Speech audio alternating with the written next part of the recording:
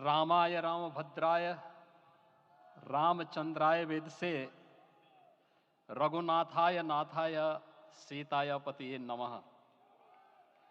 श्री रामलला भगवान की, श्री रामलला भगवान की, भारत माता की, भारत माता की, सरयू माता की, सरयू माता की, जय जय सीताराम।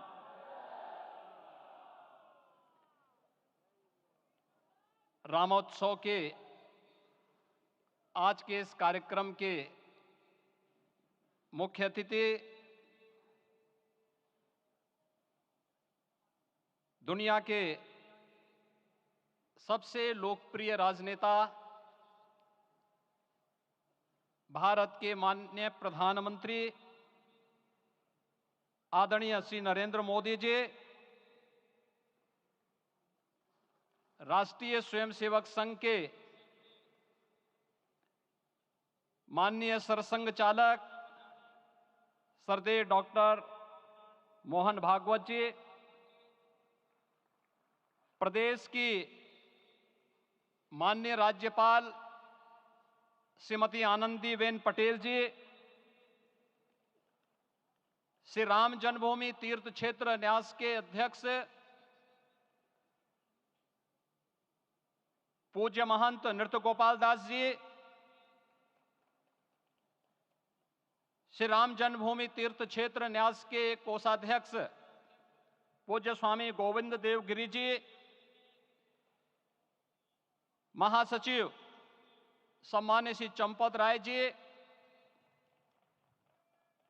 देश के कोने कोने से यहां पर पधारे पूज्य संतजन,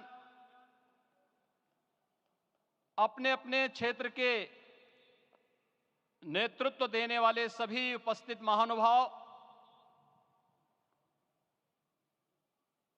रामोत्सव के इस पावन पर्व के अवसर पर आदरणीय प्रधानमंत्री जी का मैं आप सबकी ओर से हृदय से स्वागत करता हूं, अभिनंदन करता हूं। इस अवसर पर पधारे राष्ट्रीय स्वयंसेवक संघ के सरसंघ चालक आदरणीय डॉक्टर मोहन भागवत जी का, अन्य समागत अतिथियों और महानुभावों का मैं हृदय से स्वागत करता हूं, अभिनंदन करता हूं। प्रभु रामलला के भव्य दिव्य और नव्य धाम में विराजने की आप सभी को कोटि कोटि बधाई। 500 वर्षों के लंबे अंतराल के उपरांत आज के इस चिर प्रतीक्षित मौके पर अंतर मन में भावनाएं कुछ ऐसी हैं कि उन्हें व्यक्त करने के लिए शब्द नहीं मिल रहे हैं। मन भावुक है, भाव विभोर है, भाव विह्वल है। निश्चित रूप से आप सब भी ऐसा महसूस कर रहे होंगे। आज इस ऐतिहासिक और अत्यंत पावन अवसर पर भारत का हर नगर, हर ग्राम अयोध्या धाम है। हर मार्ग श्री राम जन्मभूमि की ओर आ रहा है। हर मन में राम नाम है, हर आंख हर्ष और संतोष के आंसू से भीगा है। हर जीवा राम राम जप रही है। रोम रोम में राम रमे हैं, पूरा राष्ट्र राममय है। ऐसा लगता है हम त्रेता युग में आ गए हैं। आज रघुनंदन राघव रामलला हमारे हृदय के भावों से भरे संकल्प स्वरूप सिंहासन पर विराज रहे हैं। आज हर राम भक्त के हृदय में प्रसन्नता है, गर्व है और संतोष के भाव हैं। आखिर भारत को इसी दिन की तो प्रतीक्षा थी। भाव विभोर कर देने वाली इस दिन की प्रतीक्षा में लगभग 5 शताब्दी व्यतीत हो गई। दर्जनों पीढ़ियां अधूरी कामना लिए इस धराधाम से साकेत धाम में लीन हो गई, किंतु प्रतीक्षा और संघर्ष का क्रम सतत जारी रहा। श्री राम जन्मभूमि संभवतः विश्व में पहला ऐसा अनूठा प्रकरण होगा जिसमें किसी राष्ट्र के बहुसंख्यक समाज ने अपने ही देश में अपने आराध्य की जन्मस्थली पर मंदिर निर्माण के लिए इतने वर्षों तक और इतने स्तरों पर लड़ाई लड़ी हो।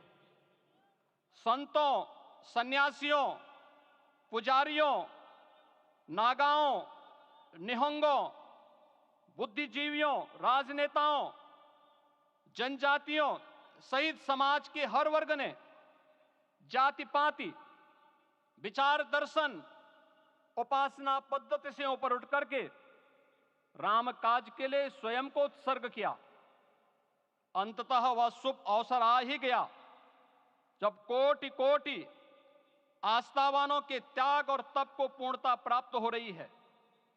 आज आत्मा प्रफुल्लित है इस बात से कि मंदिर वही बना है जहां बनाने का संकल्प लिया था।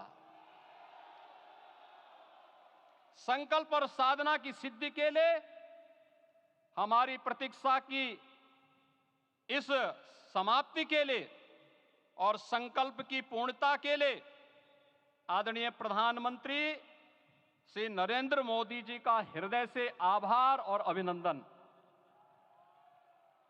माननीय प्रधानमंत्री जी, 2014 में आपके आगमन के साथ ही भारतीय जनमानस कह उठा था कि मोरे जिय भरोस दृढ़ सोई, मिलहि राम सगुन शुभ होई।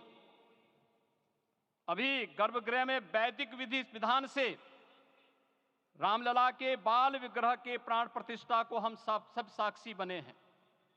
अलौकिक छवि है हमारे प्रभु की, बिल्कुल वैसे ही जैसे तुलसीदास जी ने कहा कि नव कंज लोचन कंज मुख कर कंज पद कंजारुणम।